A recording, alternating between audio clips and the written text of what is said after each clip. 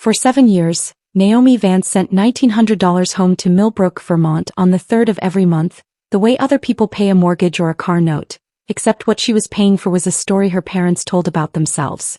The story where the Vance family was comfortable, respectable, the kind of people whose daughter had gone off and made something of herself in the city and never forgot where she came from. Naomi was a flight paramedic based out of Portland, Maine, the kind of job that ate holidays and sleep and left her hands smelling faintly of latex and adrenaline long after her shift ended. And every 3rd of the month she opened her banking app on a bench outside whatever hospital she'd just landed at and moved the money before she could think too hard about it. It had started small. Her father, Warren, owned a furniture restoration shop that had been limping along since before she left for nursing school, and the year she turned 26 he called her crying. Actually crying, which she had never once heard from him, because the bank was 6 weeks from calling the note on the building. She sent $4,000 that month, her entire signing bonus from her first hospital job, and she told herself it was a loan, and nobody in the family ever used that word again.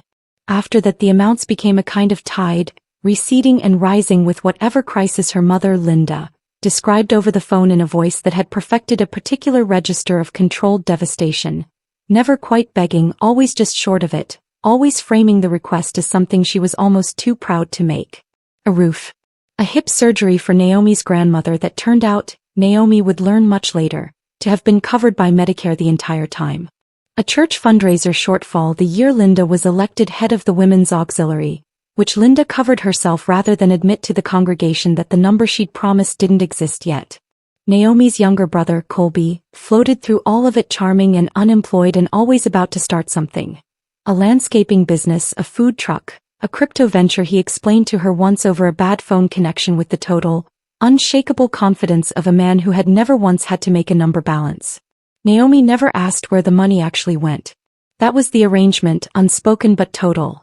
She sent it, and in exchange she got to be, twice a year at Thanksgiving and Christmas, the good daughter, the one Linda mentioned to the church ladies with a little catch of pride in her voice. Our Naomi saves lives up in Maine, sends for us like clockwork, doesn't forget her people.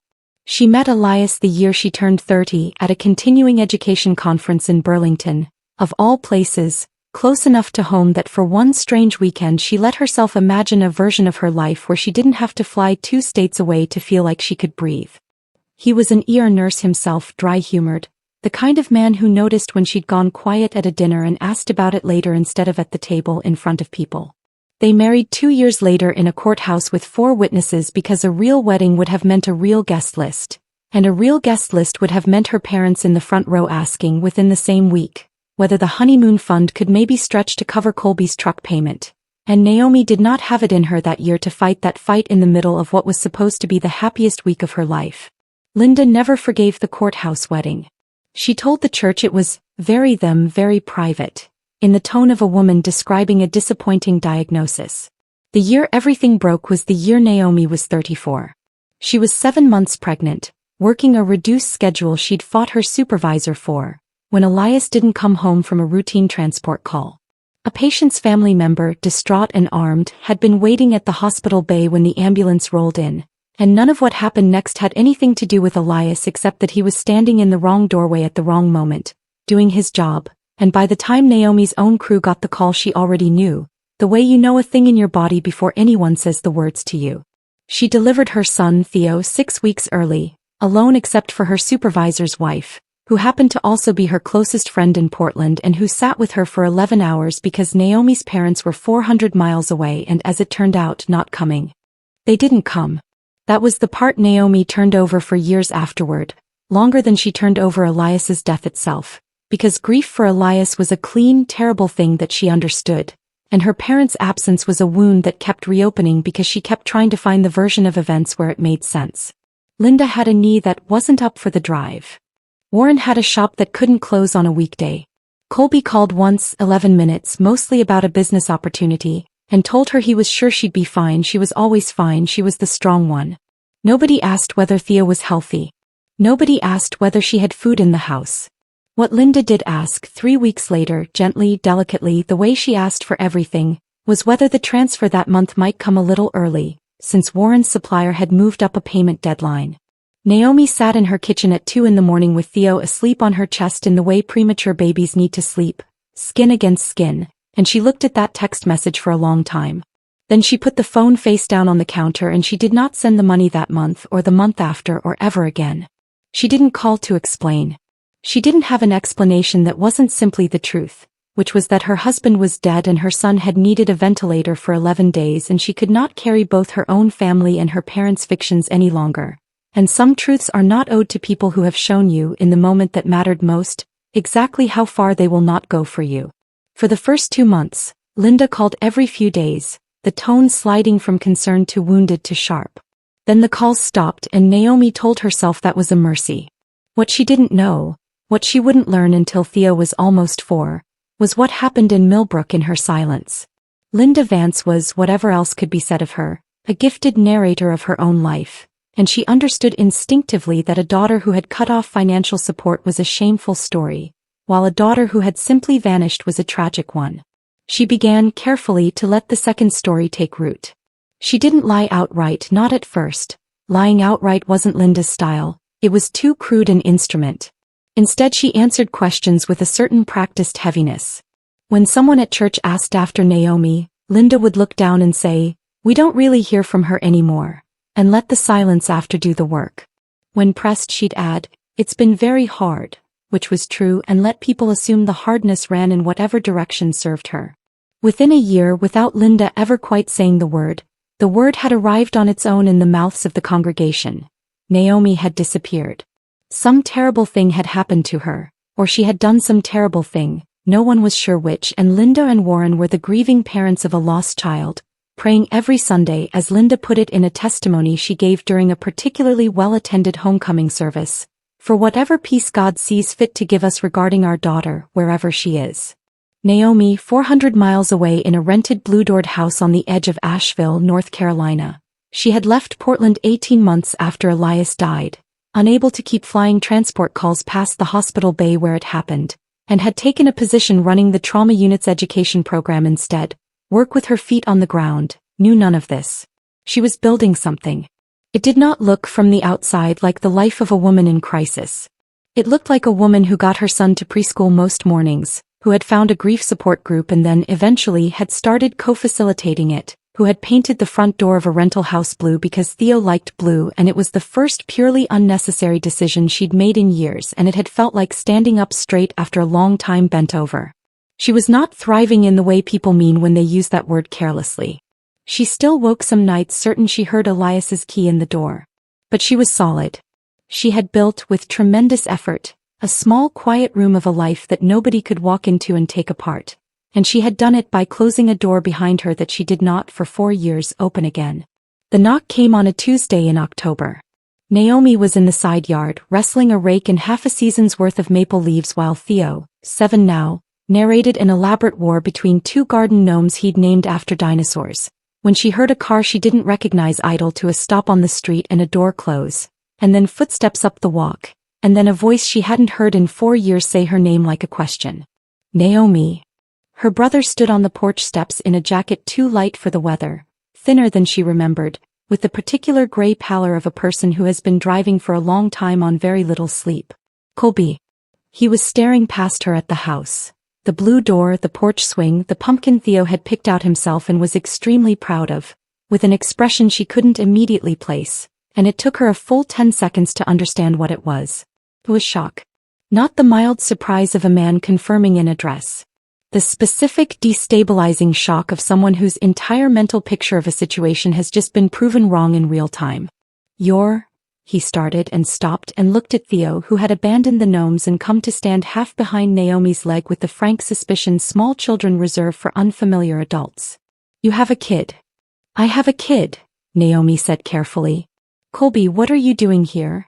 It wasn't cruelty exactly, or it wasn't only cruelty. Naomi turned it over for a long time, sitting on her own porch after Colby had gone back to his motel, trying to understand the mechanism of it rather than simply the injury, because understanding it felt like the only thing that might let her put it down. She thought her mother had discovered at some point over those first months of silence, that the story of the abandoned parent was simply more valuable to her, more central to who Linda got to be in a room, more textured with sympathy and moral standing, than the far less interesting truth, which was that an adult daughter had stopped subsidizing them and they had been eventually okay. Grief made Linda important. An estranged daughter, framed correctly, cast Linda as a woman wronged rather than a woman who had spent 7 years quietly cashing in on her own child's fear of being the reason the family fell apart. It was, Naomi thought, the same instinct that had always run underneath everything in that house, the instinct that had made Linda a devoted attendee of other people's tragedies and a masterful narrator of her own. The understanding that being needed, being pitied, being talked about, could function as a kind of love if you arranged the lighting correctly, and that most people, including her own children, would not look closely enough to notice the difference. Colby wanted to go back and confront them immediately, loudly, the way he did everything, but Naomi asked him to wait.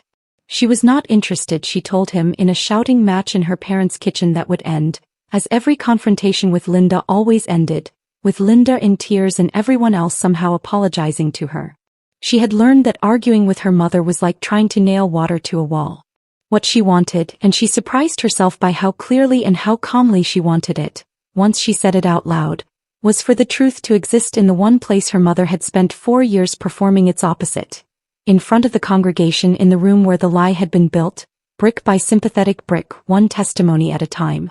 The homecoming service was 6 weeks out, the same annual event, Colby told her, where Linda had delivered her tearful prayer for our lost daughter testimony the year before. An event with attendance in the hundreds, visiting alumni of the church returning from 3 states over, a potluck afterward in the fellowship hall that Linda chaired every year with the ferocious competence of a woman who understood that control of the folding tables was control of the narrative. Naomi did not at first think she would go. She had built a life of very careful distance from that town and everyone in it, and some nights, lying awake, she thought the wiser thing, the healthier thing, the thing any of the therapists she half-trusted would probably recommend, was to let it go, let her mother have her story, live her own good life 2 states away and never think of Millbrook again. But there was Theo. That was, in the end, the thing that decided it. Theo was 7 and someday, not soon but someday, he was going to ask about his grandparents, the way children eventually do, and Naomi did not want the answer to that question to be a story she had let stand uncorrected out of exhaustion. She did not need her parents to apologize. She was old enough now and had grieved enough real things to know that some people are constitutionally unable to apologize for anything that cost them the story they preferred about themselves. What she wanted was much smaller and much harder. She wanted the truth once in that room, spoken plainly, not to win anything, not even really to be heard by her parents, but so that it would exist. So that somewhere in the memory of that congregation there would be a version of events that had actually happened, sitting quietly alongside the version that hadn't, available to anyone who ever cared to ask. She drove up on a Saturday in late November with Theo asleep in the back seat for the last 2 hours of the trip, and Colby met her at a diner outside town, looking like a man who hadn't slept properly in 6 weeks, which he essentially hadn't. He'd gone back to Millbrook after Asheville, he told her, and had spent the intervening weeks in a strange, quiet state of surveillance in his own childhood home, watching his mother's performances with new eyes, saying nothing, gathering, because he had, it turned out, some instinct for this after all. Copies of bank statements from a drawer in the study Linda thought no one used, the boat's purchase paperwork, a printout of the inheritance transfer from Warren's aunt's estate. He laid it all on the diner table between the ketchup and the napkin dispenser like a man setting down a weight he'd been carrying too long, and Naomi looked at it and felt again that same flat clarity. Not triumph. Just the quiet satisfaction of a thing finally being visible in daylight. She did not plan a speech. She had turned the idea over enough times to know that a speech would sound like exactly what it was, an attack rehearsed in a mirror, and her mother was gifted at reframing attacks as evidence of her own victimhood. What Naomi wanted instead was much simpler and much harder to defend against. She wanted to just be seen, standing there, alive and unremarkable and entirely herself, in the one place she had been declared vanished. The homecoming service was held in the same sanctuary Naomi had been baptized in, wood-paneled and overfull, the fellowship hall doors propped open behind the last pews to make room for folding chairs. She slipped in during the second hymn, Theo's hand in hers, and took a seat near the back, and she watched her mother, 3 rows from the front in a burgundy dress, singing with her chin lifted in the particular way she sang when she knew people were watching her sing. Warren sat beside her, older than Naomi remembered, smaller somehow. Neither of them saw her yet. The testimony came, as it always did, near the end, before the closing prayer, When Pastor Whitfield opened the floor the way he did every homecoming for anyone moved to share what the year had held for them. Linda rose almost immediately. She always did, Naomi remembered now. She had never in her life let a silence in that room go longer than it needed to before filling it with herself, and made her way to the small standing microphone at the front with the particular unhurried grief walk Naomi recognized instantly, because she had watched her mother perfect small physical vocabularies of sorrow her whole childhood, the slight downward tilt of the head, the pause before speaking as if gathering. This has been a hard year for our family, Linda began, and her voice caught right on schedule in the exact place it always caught. Some of you know that we've carried a heavy burden, a mother's heaviest burden, not knowing where our daughter is, whether she's safe, whether she thinks of us at all.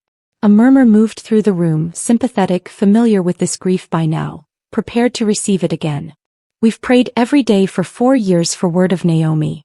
We don't know if we'll ever. Naomi stood up. She didn't call out.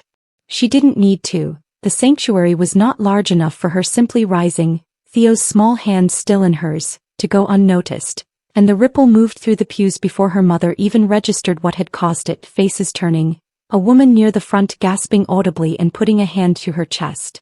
Linda's sentence died somewhere in her throat. For a full 3 seconds in front of 200 people, Linda Vance's face did something Naomi had genuinely never seen it do before. It went completely, helplessly blank, the performance interrupted before it had anywhere to go. Naomi walked to the front. Not to the microphone. She didn't take it from her mother, didn't need the amplification, and something in that restraint seemed to unsettle the room more than volume would have. She simply stood a few feet away in the open space before the first pew, with Theo half hidden against her side, and she looked at the congregation, most of whom she had known her entire childhood, and she spoke in the same calm, level voice she used at work when she had to tell a family the worst thing they would ever hear, because she had learned, doing that job, that calm carries further than anger ever does, and that people believe steadiness in a way they don't believe tears. I didn't disappear, she said. I want to say that clearly because I understand a lot of you have been praying for someone who was never actually lost. I've been in North Carolina for 6 years. I run a trauma education program at a hospital. This is my son Theo, he's 7. She paused, and the room was so silent she could hear the old radiator under the front pew ticking. What actually happened is that I sent my parents somewhere around $160,000 over 7 years because I was told over and over that without it they would lose everything. The shop, the house, they're standing in this church. And I believed it because I loved them and because I didn't want to be the reason it fell apart. 4 years ago my husband died. I gave birth to my son 6 weeks early alone because my parents didn't come, and a few weeks after that I stopped sending money, because I needed what I had left to take care of my own child. I never called to explain that. That part is on me and I've had to make my peace with it. But I did not vanish. I built a whole life. And in the 4 years since I stopped, my parents bought a boat. A sound moved through the room, not quite a gasp, something more like a collective intake of breath, held. I'm not here to ask anyone to be angry on my behalf, Naomi said, and here for the first time, her voice did something close to soften, though it didn't break. I'm not even here for my parents, honestly. I came because my son is going to grow up and ask about his grandmother someday, and I wanted there to be one room, one place, where what actually happened was said out loud instead of just the version that made a better story. Being needed isn't the same as being loved. I spent 7 years thinking it was, because it was easier than asking the question. I don't think that anymore. She looked finally at her mother, who had not moved from beside the microphone stand, whose burgundy dress and lifted chin had not changed but whose face had entirely, the practiced grief drained out of it and something rawer and less composed left in its place. I hope you're well, Mom. I mean that. But I'm not lost and I'm not coming back to being your safety net, and I'd rather you tell people that than keep asking them to grieve me. She did not wait for a response. There wasn't going to be one worth waiting for. She understood that clearly, standing there in a way she hadn't fully let herself understand it before, that her mother's silence in that moment was not the beginning of some reckoning but simply the absence of a script, and that as soon as a new one could be assembled, it would arrive, some version of hurt and betrayal. And how could you do this to me here, of all places? And none of it would be the point because the point had already happened. The point was that it existed now, spoken once plainly in the room built for exactly this kind of story, and it could never entirely be unsaid whatever got said after it. She turned and walked back down the aisle with Theo, and Colby, standing near the back where he'd been watching, fell into step beside her without a word. And they walked out into the gray November afternoon together, past the folding chairs and the fellowship hall with its half-set tables, past people who would spend the rest of the day and probably the rest of the year turning the last 90 seconds over in their minds, revising a story they'd believed for 4 years. In the parking lot, Colby stopped by his car and looked at her for a long moment. "What happens now?" he asked, and Naomi understood he didn't mean logistically, he meant with all of it, the money, the family, the shape of what came next. "I don't know," she said honestly. "I'm not waiting for an apology. I don't think one's coming, not really, not the kind that means anything." She buckled Theo into his car seat and paused before closing the door, looking at her brother across the roof of the car, thinner, grayer, but standing there in a parking lot on a cold afternoon instead of driving away, which was, she thought, its own kind of answer to a question neither of them had asked yet. "You could come see us for Christmas," she said. "Just you. If you wanted." Colby's jaw worked for a second before he trusted himself to answer. "Yeah," he said. "I'd like that." Driving south that evening, the highway unspooling dark and empty ahead of her, Theo asleep again in the back seat with one shoe off, the way he always managed to lose exactly one shoe on any drive longer than an hour. Naomi found she did not feel triumphant, or even particularly light. What she felt was something quieter and sturdier than either of those, something closer to the feeling of setting down a piece of furniture she'd been carrying so long she'd forgotten her arms could ache from something else. She thought about the blue door waiting for her at the end of the drive, the porch swing, the dinosaur gnomes she'd have to gather up off the steps before the frost got them, the whole small, unremarkable, entirely hers life she had built out of the wreckage of the worst year she'd ever lived through. Nobody had paid for that life but her. Nobody was owed a cut of it, a monthly toll, a lifetime membership fee for the privilege of being loved. She thought, somewhere past the state line, of something her grief group facilitator had said to her once years ago in a church basement not unlike the one she'd just walked out of, though kinder, though hers, that the people who truly love you will read every page of your life for free, and the ones who only ever needed you will always, eventually, present you with a bill. She had spent 7 years paying that bill without ever once checking what it was actually for. She wasn't going to pay it again. Whatever else was uncertain, her parents' next move, her mother's version of tonight's story, which would surely already be reshaping itself into something more forgivable by the time she reached the Vermont line, Naomi knew, with the same calm certainty she'd felt standing in front of that congregation, that the account was closed now for good, and that what she owed the people who actually loved her, Theo asleep behind her, Colby somewhere on the highway going the other direction toward a version of his family he was only just beginning to see clearly, was not money and never had been. It was just this, showing up, telling the truth and letting the rest of her life be entirely, unapologetically her own.